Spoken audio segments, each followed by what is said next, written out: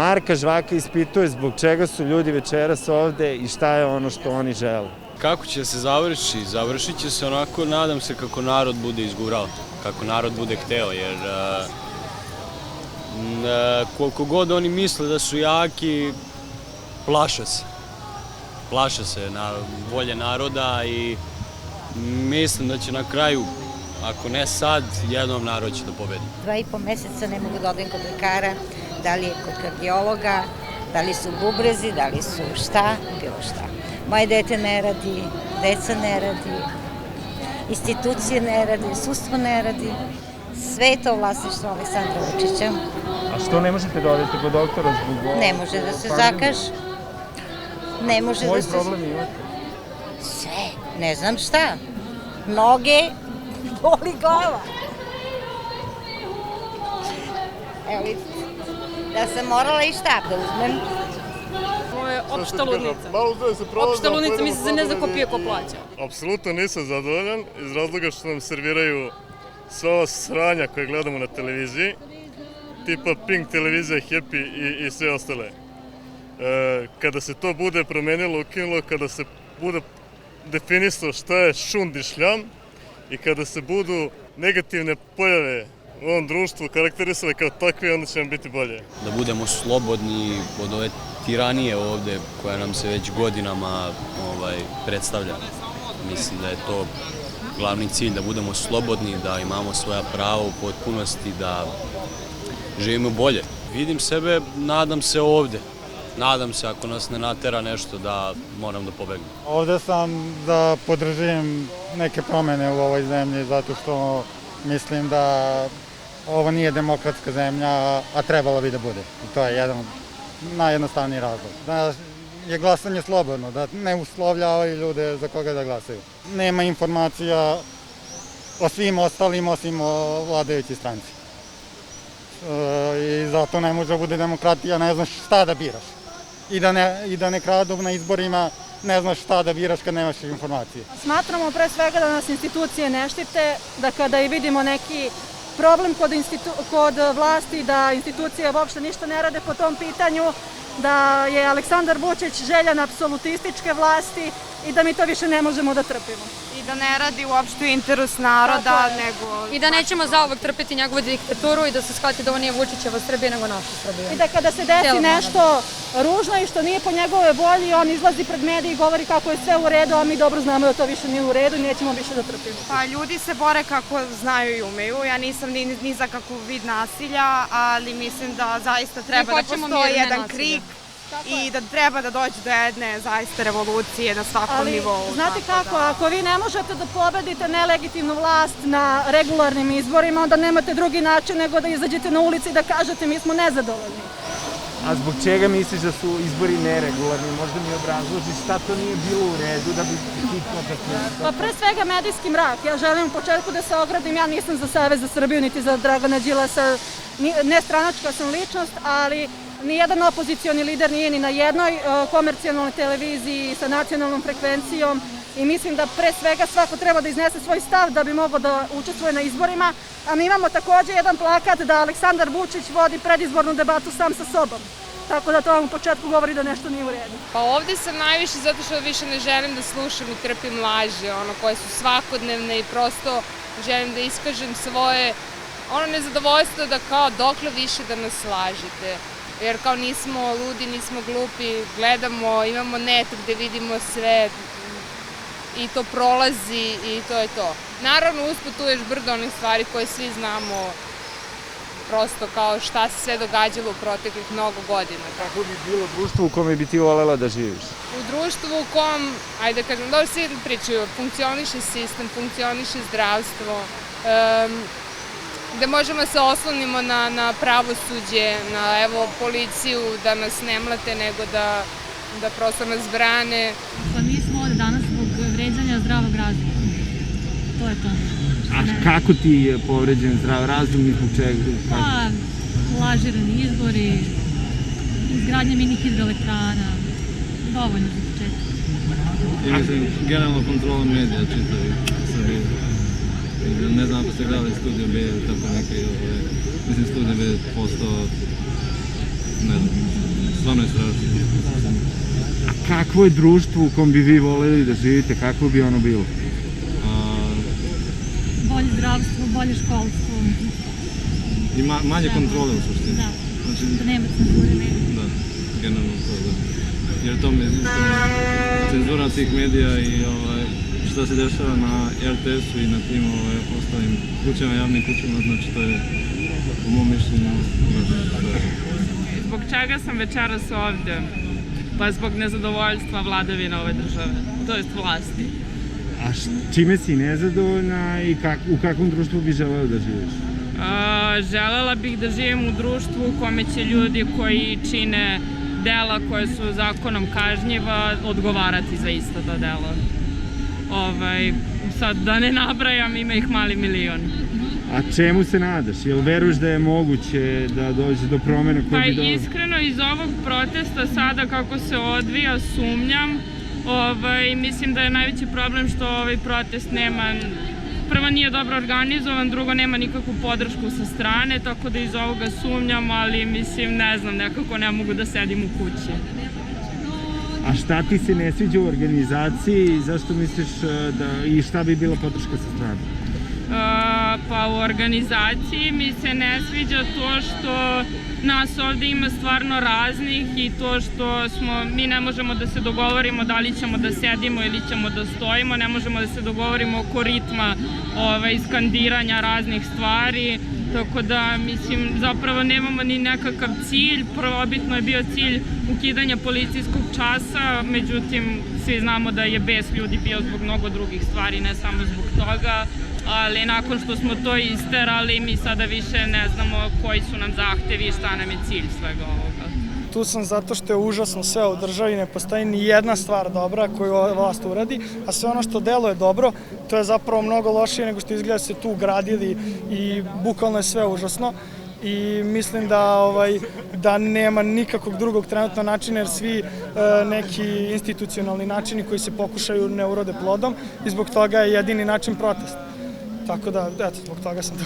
A kako ti se čini ovo večeras? Pa ovo večeras mislim da je jedan od načina da bude što manje ljudi na protestu, da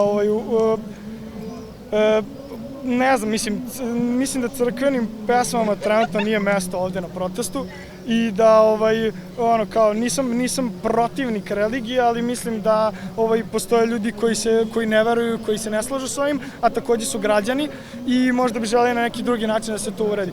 Sad, protest nije artikulisan i ne postoji niko ko je vođa i mislim da je jako teško da se izabere jedan koga bi svi prihvatili, da je to zbog toga tako.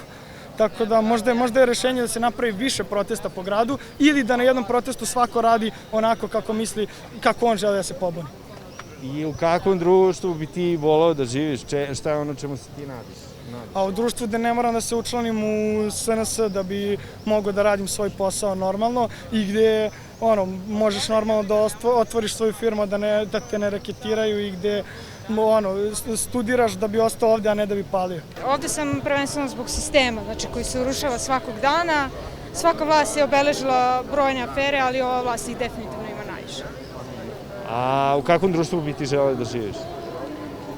U normalnom, nekorumpiranom društvu u kome institucije funkcionišu. Došli smo zato što nas interesuje šta se dešava, a protiv smo Vučića, eto, odmah da vam kažem. A kakav je sistem kakav bi bio sistem koji bi zadovoljio neke vaše potrebe i da li je to ovaj sistem i šta mu nedostaje? Ne znam, to ne znamo stvarno. Demokratski u svakom slučaju. Da.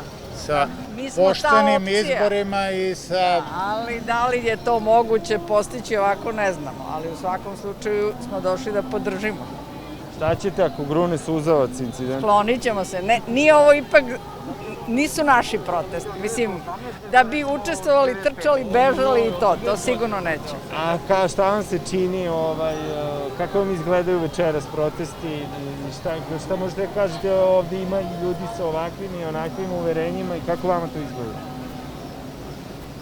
Pa za sad ne može ništa da se zaključi. Mislim, naravno da ima sa ovakvim i onakvim uverenjima, svi su verovatno protiv Vučića, jedni s ovih pozicija i drugih razloga, ali očigledno da u ovoj državi ništa ne funkcioniše i da mora nešto da se preduzme. Ne može čovek sve što sme. Ne može, prosto. Mi ovde stojimo ne samo za naše očeve i mame, nego za svačije.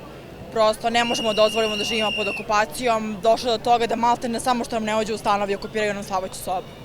Mislim da bi to bilo skroz dovoljna poruka, jednostavno ne može. A u kakvom društvu, kako je društvo u kom bi ti želeo da živi? Pa jednostavno nedostaje nam i sloboda i pravda i demokratija. Eto, te 3 stvari su ključne i prosto to je to zbog čega smo ovde, bar mi normalni, koji malo nas je ostalo. Ti? Pa ja sam se stvarno ponadao da je konačno došlo vreme da se nešto promeni. Baš je odlična situacija nakon onakvih izbora i nakon kao ponovnog uvođenja policijskog časa i kao narod je stvarno besan. Ono lažiranje smrti oko korone i sve njihove afere sada su došle do nekog vrhunca i sada mislim da je pravi trenutak da se nešto promeni, ali nekako ne znam da li će se desiti. Ja stvarno sam tu da podržim i kao ne mogu da sedim kući dok moje drugare i sve ljude okolo tuče policija i gutaju suzavac, kao tu sam za njih. Ja sam ovde da podržim mlade, da podržim naše roditelje, da kažemo dosta je bilo jer ovo više apsolutno nema smisla. Da nas toliko laže čovek, krade za našu decu prvenstveno, za mlade, za sve nas, dosta je bilo više. Dosta!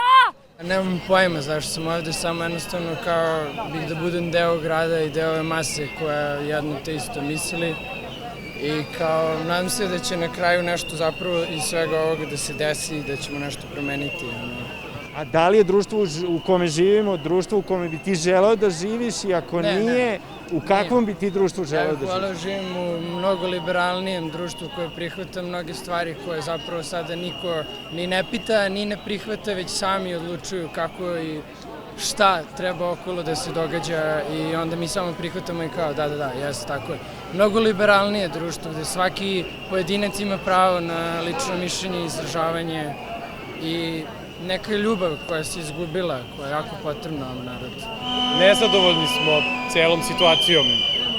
Nismo tu samo zbog policijskog časa, nego zbog svih problema koje nosi ova vlast. A šta je ono, kakvo društvo bi ti volao da živiš i da tvoje dete živi? Pa u društvu gde su institucije recimo normalne, ne kao sada u ovom ovako katastrofalnom stanju, u društvu gde strani plaćenici ne utiču na moj život, nego gde mi sami utičemo na svoj život,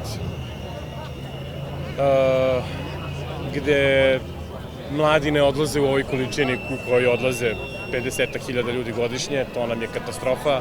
Vređam inteligenciju. Sve ovo što se dešava od strane vlasti, to je vređanje inteligencije. Onaj ko je ima, njega vređa i on je ovde. On se buni, znači ćutanje je znak odobravanja. Po meni važno je ne ćutati. A svi imamo razloge, bar jedan da nađemo šta to ne valja u društvu, s čime smo nezadovoljni. Šta rade oni u Australiji? Školuju se. Sin završava 12. razred i upisuje fakultet, a ćerka je 2. godina fakulteta, medicine. Zato što je ovde bilo nemoguće živeti, nisam želela da mi deca odrastaju uz Pink televiziju, Mitrovića, Vučića. Bilo mi je mnogo bitnije da budu srećni, da budu zdravi, da budu pametni u svakom pogledu. Ja sam ovde zbog dece. Jel misliš da ima nade? Odnosno, za kakvo društvo bi se ti borila i za kakvo društvo se boriš? Za zdravo društvo, za zdravo, pre svega i kulturno društvo. Da nema uzora u lošim ljudima, u neobrazovanim ljudima, u prostakluku, u kurvarluku, u lažima, prevarama, kakvim živimo već 20 godina. Dosadilo mi je da me neko laže, da me pravi budalom. Mnogo sam ljuta, kao i svi ovde.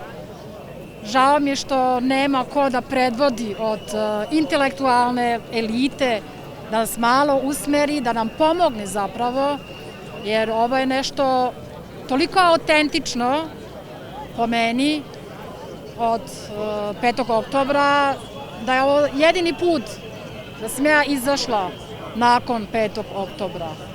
A ne mogu da opišem koliko sam besna. Samo da dodam da mi je režija loš Pornić, i zbog svog deteta sam ovde.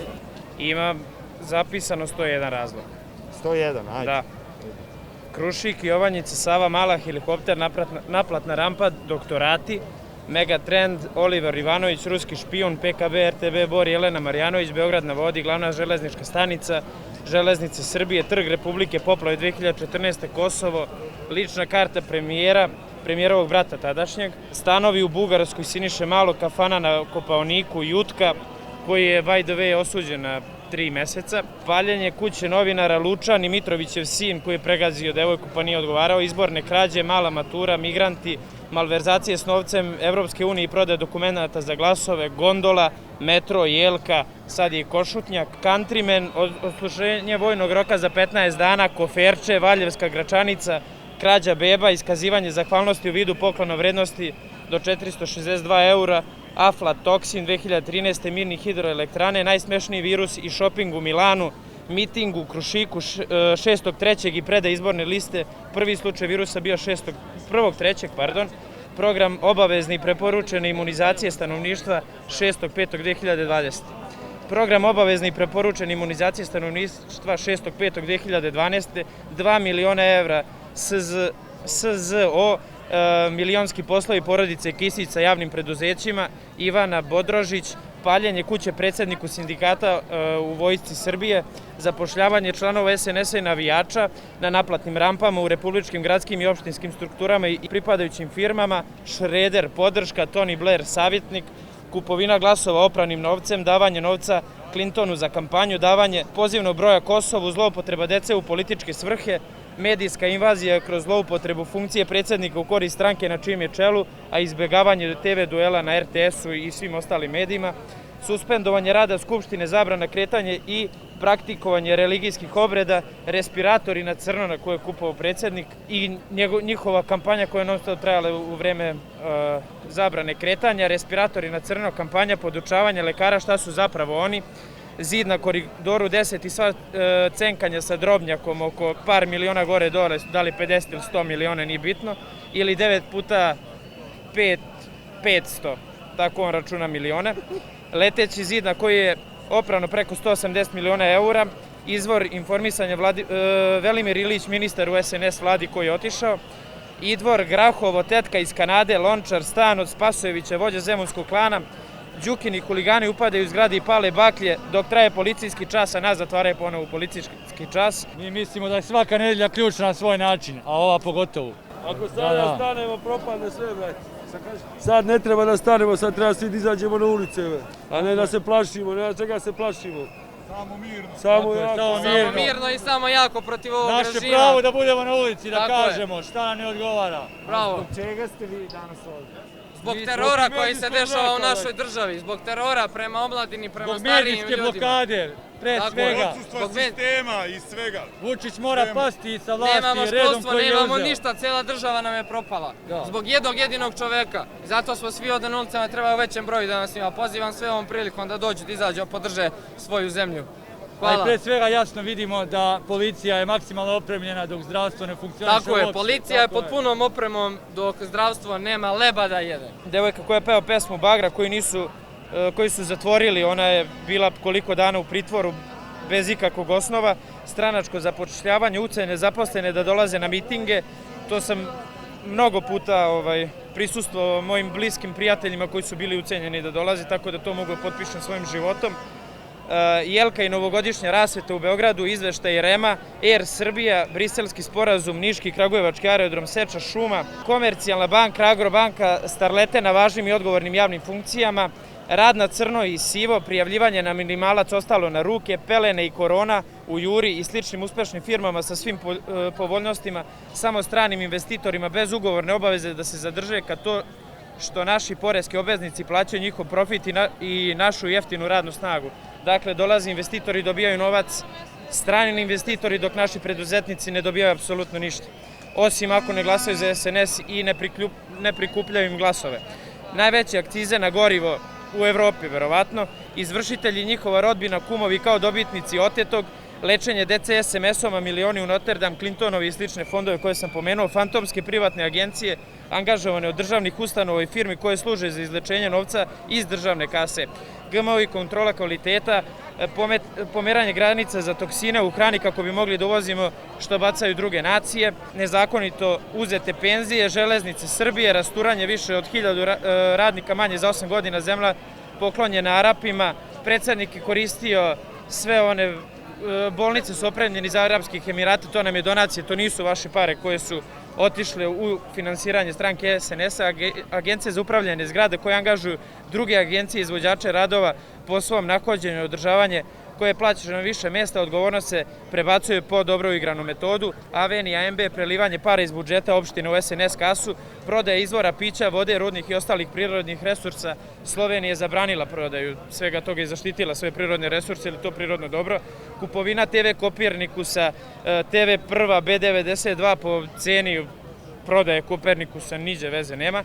Neovlašćenje uvođenje MTS kablovske po zgradama, seča televizije, odnosno kablovskih operatera koji imaju N1, botovi u javnim preduzećima koji primaju novac, egzodus stručnih ljudi u inostranstvo, među njima i moj rođeni brat koji ne živi više ovde jer ne želi da bude u ludilu koje kreira Vučić, Vesić kao posebna tačka, Levijatan, Miša Vacić i Firer, svi ovi batinaši kojih se mi plašimo na ovim protestima, ne policije, nego ljudi koji nas tuku iz senke i koji su obučeni slično kao mi, ali prepoznajemo ih lako, marketinški sporazum, migranti i sve ostalo što se dešava u Srbiji. Eto. Bravo. Čekaj, a ko je zabeležio to? To je sad... Pa, ti si ih popisivao ili si negde šerovao? Nisam ih popisivao i učestvovao sam u ovom sklapanju, negde i moja, a negde i drugih ljudi koji su me podsjećali, to je nemoguće. I onda sam pravio spisak baš za ovakav trenutak kad me neko pita da znam.